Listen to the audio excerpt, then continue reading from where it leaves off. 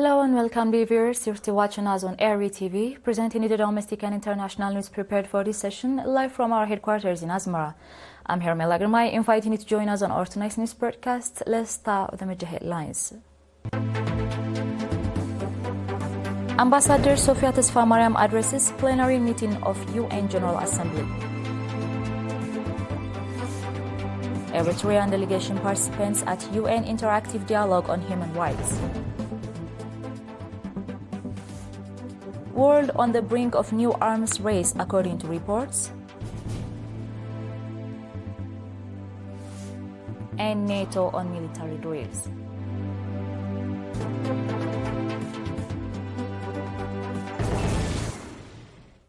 On our detailed domestic news, Ambassador Sofia Tesfamariam, permanent representative of the state of Eritrea to the United Nations, addressed the plenary meeting of the General Assembly on Agenda Item 30, entitled Elimination of Unilateral Extraterritorial Coercive Economic Measures as a Means to Political and Economic Compulsion, held in New York on 16 June. In her address, Ambassador Sofia underlined that the promulgation and application of all forms of unilaterally imposed sanctions are illegal, inhuman, and unconscionable as they are devoid of any legal or moral justification. Unilateral coercive measures are antithetical to the principles of the United Nations Charter, inflict indiscriminate harm on civilian populations, cripple development, and perpetuate inequality.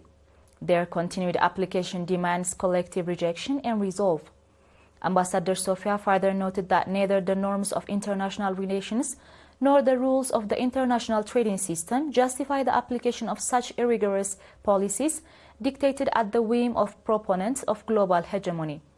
These powers have been unapologetic in their intentions and deeds, as explicitly stated in their foreign policy toolkits, to compel those who do not conform to their self-professed ideals and standards, reiterating that unilateral coercive measures are often framed as a crucial part of the international security toolkit and applied with supposed humanitarian exceptions. Ambassador Sofia asserted that, contrary to such flawed pretexts, the socio-economic conditions of targeted countries are seriously harmed. Neither the so-called humanitarian exemptions nor the excuse of defending key UN principles and values can rationalize the arbitrary application of unilateral coercive measures. No good intentions can justify them, as they violate the human dignity of individuals and societies and erode the founding principles of the UN Charter. The sovereign equality of all nations and their right to development as enriched in the Charter must be fully respected. Any unilateral actions outside the Charter's cardinal principles must be rejected and repealed in full. Ambassador Sofia emphasized that, like several other member states, Eritrea has been the victim of illegal and unjust sanctions and continues to endure unilateral coercive measures targeting critical sectors, including the economy and national security. The ulterior political motives behind these actions are too evident to require further explanation. These measures are part of misguided policy pursuits aimed at advanced perceived geopolitical objectives, which have proven exogenous and are contributing to regional destabilization. She concluded by urging member states and international organizations to work in solidarity to address and eradicate the impacts of unilateral coercive measures, including through legal readiness within relevant UN organs. Eritrea expresses strong solidarity with all unjustly affected nations and peoples and calls for the categorical lifting of unlawful unilateral sanctions imposed on other countries.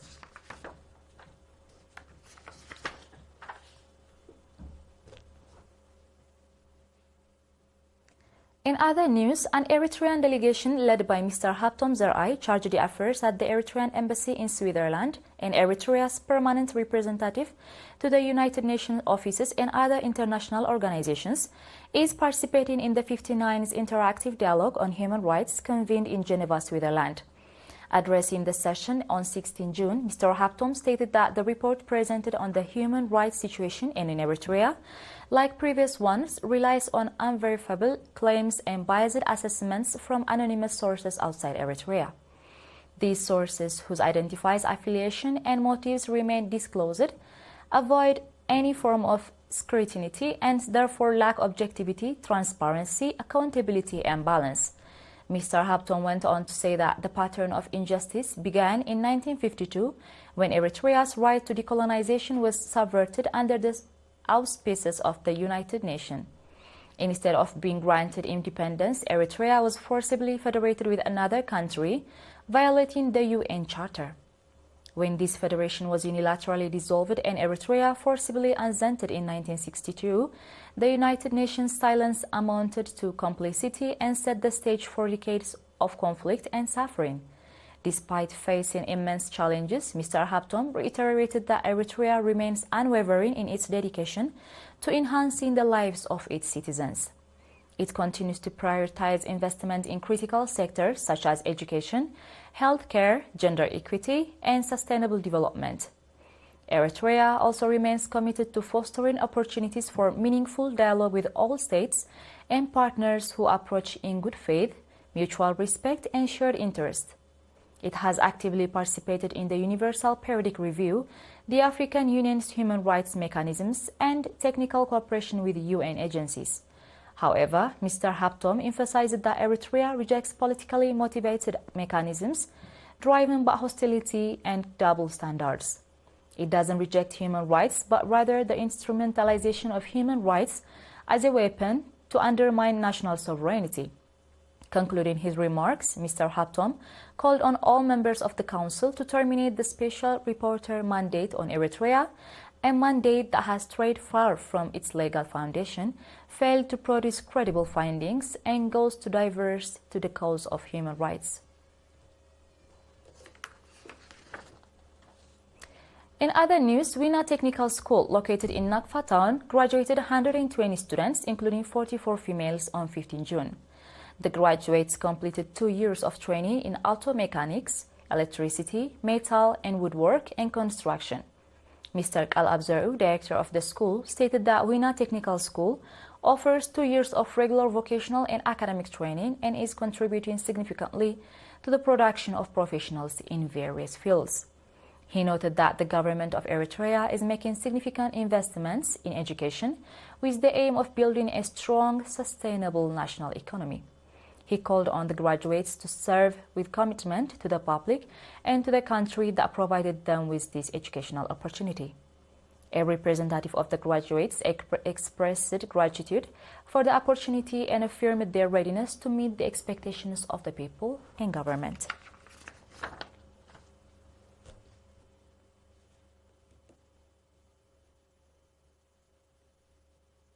Dear viewers, do stay tuned for our international news right after the short break.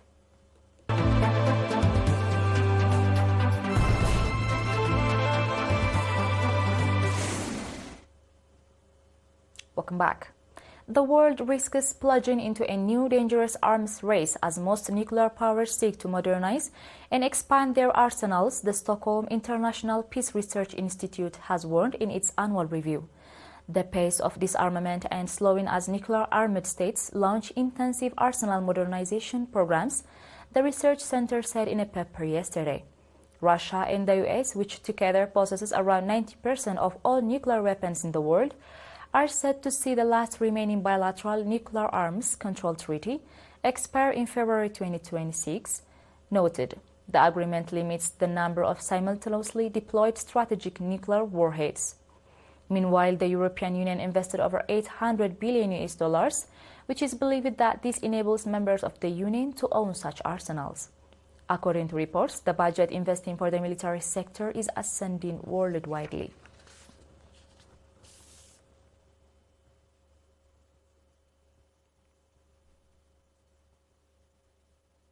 In other news, NATO forces showed off tanks, armored vehicles and aircraft in Hungary yesterday in drills of countering challenges from Russia.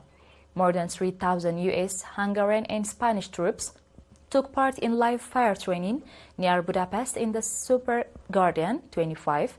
Troops from the US Army's V Corps rushed from their bases in Germany to the training ground in Hungary for the exercises.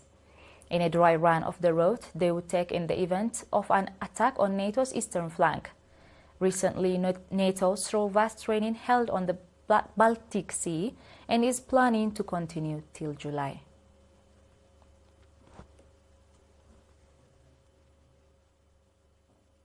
Dear viewers, we are done with the news prepared for the session, and now it's time for a quick recap of the major headlines. Ambassador Sofia Tesfamariam addresses plenary meeting of UN General Assembly. Eritrean delegation participants at UN Interactive Dialogue on Human Rights. World on the brink of new arms race according to reports. And NATO exercising on military drill.